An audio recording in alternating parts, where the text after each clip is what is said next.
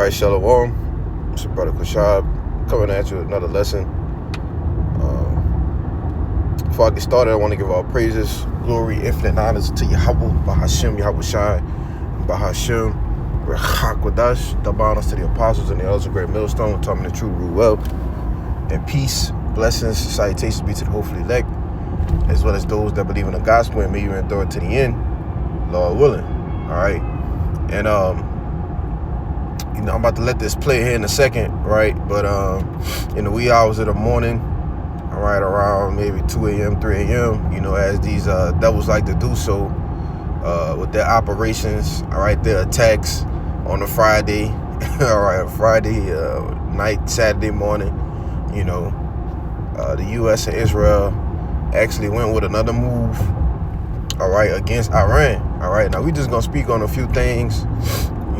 Any precepts come out, Lord will, I'll grab them, right? But this is basically a quick impromptu, to keep your head on the swivel, all right? Things can start happening fast, pursuing a prophecy, all right? But I'm going to let this devil, this puppet speak a little bit, though, all right?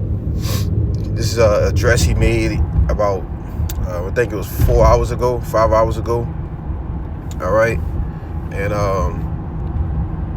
he spoke on some things, on the reasons why, basically, that they attacked Iran. All right. Now, one thing I do want you to know is that this was mostly U.S. involved with Israel. All right. But it was mostly U.S. Troops and fighter jets that were involved in the attack. All right. Now, you can't forget a few weeks ago, not even a few weeks ago, but recently you had Benjamin Netanyahu, Jew, all right, actually come here, and we know what that was, what all of that was about, he leaves and then boom, here we go, all right, in which, it was some speculation out there yesterday with a lot of Chinese withdrawing troops out of citizens, telling the citizens to leave Iran. You had the U.S. telling their citizens to leave Israel, all right. But I'm gonna let this play though, all right?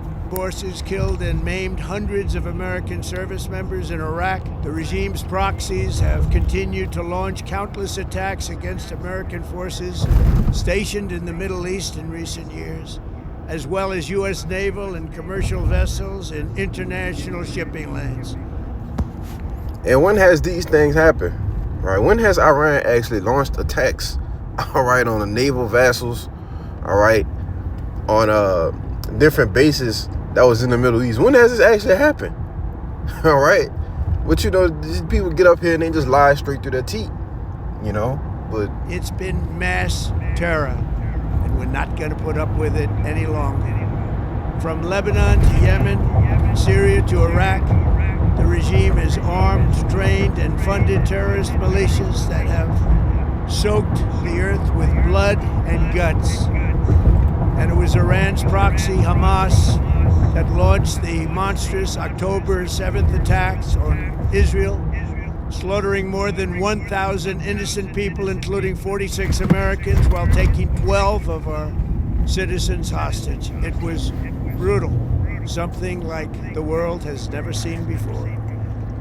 Iran is the world's #1 state sponsor of terror, and just recently killed tens of thousands of its own citizens on the street as they protested. It has always been the policy of the United States, in particular my administration, that this terrorist regime can never have a nuclear weapon. I'll say it again, they can never have a nuclear weapon. Right, and I want to speak on that because, there was one of their, I forget the guy's exact name. One of the Irans, basically he represents them with, as far as it goes with the, what's the damn word, man? They talking and negotiations, right? He represents them as far as their negotiations and came out and actually made a few facts. It's about a 5-minute clip. If I'll find it, I might do a post-production and put it in there. But, he actually came out and said that Iran was willing to let U.S. people in Iran in order to test the missiles and things that they actually had. All right, and they actually agreed to not having any uranium. All right, so what is this guy talking about? All right, or why did these talks actually stall? You see? That is why in Operation Midnight Hammer last June, we obliterated the regime's nuclear program at Fordow, Natanz, and Isfahan. After that attack, we warned them never to resume their malicious pursuit of nuclear weapons, and we sought repeatedly to make a deal. We tried. They wanted to do it. They didn't want to do it. It has for decades and decades. They've rejected every opportunity to renounce their nuclear ambitions, and we can't take it anymore. Instead, they attempted to rebuild their nuclear program stationed overseas and could soon reach the American homeland. Threaten our very good friends and allies in Europe, our troops stationed overseas, and could soon reach the American homeland. Just imagine how emboldened this regime would be if they ever had. And which they don't need missiles to reach here in America. All right, they have allies for that first and foremost. All right, but secondly, you know, when you go back a few months, last year around some time, you had a CIA targeter named Sarah Adams. All right, she came out and said through Biden's open border policy, you know, which we went into this during while it was happening. Right, you had a lot of military-age men coming from what? Sudan, China, through what we know as the man, it escapes me, the Darien Gap. All right, Chinese men, you know, Iranian, Islamics, you know, a lot of military-age men that was coming over here as troops, you know, and there has been multiple memos, you know, coming out through the some kind of server or something that I've been seeing on here as well on X, you know, saying that the FBI was warning of an attack, all right, here on American soil. All right, now we understand, like I mentioned, the CIA targeter Sarah Adams, you know, she went into detail on how basically, you know, all of these different people were coming over here and were planning an attack on U.S. soil, okay? And it will happen at a simultaneous rate, okay? It'll be boom here, boom here, boom here, boom here, boom here, you know? The attacks will happen simultaneously, you see? And this is something that, you know, brothers should definitely be on alert about, right? You know, things going on, things can happen, all right? Big events and different things, you know, and it strategically targeted hospitals and different things, man. You know, so they don't need long range weapons when they already have people here that's ready to do what it do, you know. But it's one more point I want to let him play, and I get a few precepts, you know, and Lord, and I get out of here, Lord will. And actually, we're armed with nuclear weapons as a means to deliver their message. For these reasons, the United States military is undertaking a massive and ongoing operation to prevent this very wicked, radical dictatorship from threatening America and our core national security interests. We are going to destroy their missiles and raise their missile industry to the ground. It will be totally, again, obliterated. We're going to annihilate their Navy. We're going to ensure that the region's terrorist proxies can no longer destabilize the region or the world and attack our forces and no longer use their IEDs or roadside bombs, as they are sometimes called, to so gravely wound and kill thousands and thousands of people, including many Americans. And we will ensure that Iran does not obtain a nuclear weapon. It's a very simple message. They will never have a nuclear weapon. This regime will soon learn that no one should challenge the strength and might of the United States on power, strength, or sophistication. make this statement lightly. The Iranian regime seeks to kill.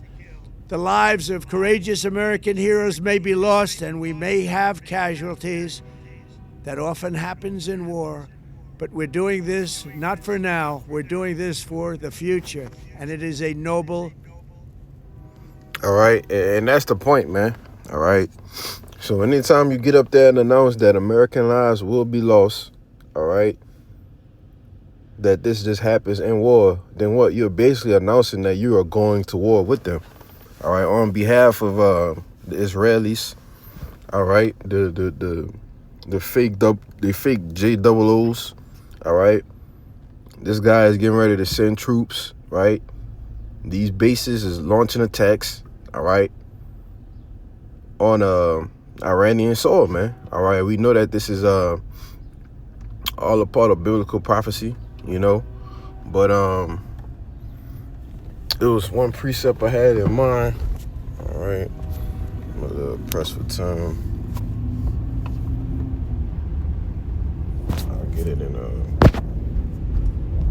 I'll get in the NLT as well. All right. Ephesians, the 5th chapter. All right. So like I said, there's, you know, a mass amount of things that can happen with this being ongoing. All right.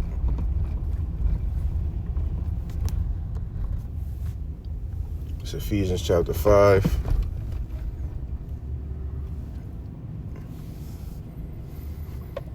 In verse 15, it says, "See then that ye walk circumspectly, not as fools, but as wise." All right, and to walk circumspect ultimately means to be looking on all sides.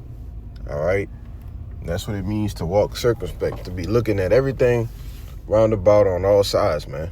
All right.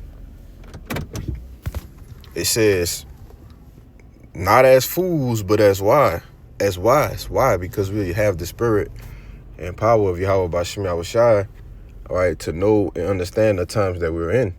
All right. So we're not supposed to walk as fools, man. Okay. Walk as those that are wise, those that know and understand what the will of the Lord is, right? As it's getting ready to say.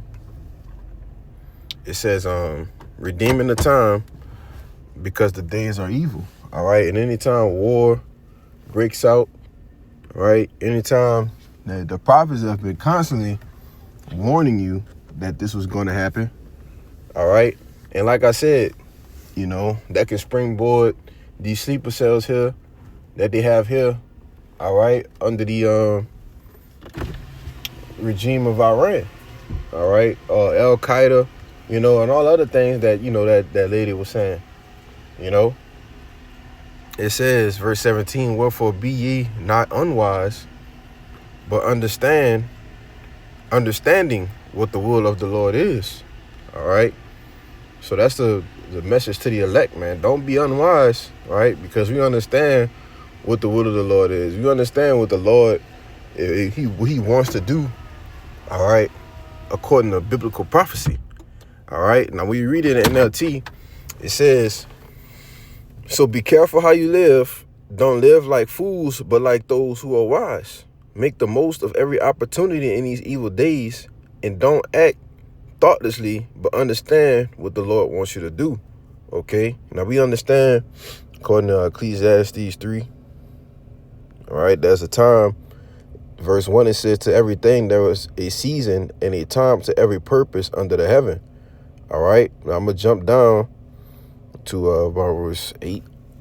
I think, yep. Verse 8, it says, "A time to love and a time to hate, a time of war and a time of peace." All right. We understand that, you know, peace ultimately has to come through war. All right. And these people won't stop until Yahushua cracks the clouds, okay, and gathers them into the valley of Yahweh Shaphat. All right. Yahweh's judgment. All right. But we was telling you for months on end, years on end, that it's a time for war, man. All right. It is a time for war. And these devils are not going to stop. All right. But that's pretty much it, man. You know, Lord willing, this lesson was edifying. So with that, I'm going to go ahead and give out praises, glory, Salakia. Yeah, that was it. So, yeah, man. Call Loimla, Yah Bashim Al-Shai, Bashim Al-Chakodash, and Shalom, Abarakium, Labacharium. So next time I say Shalom.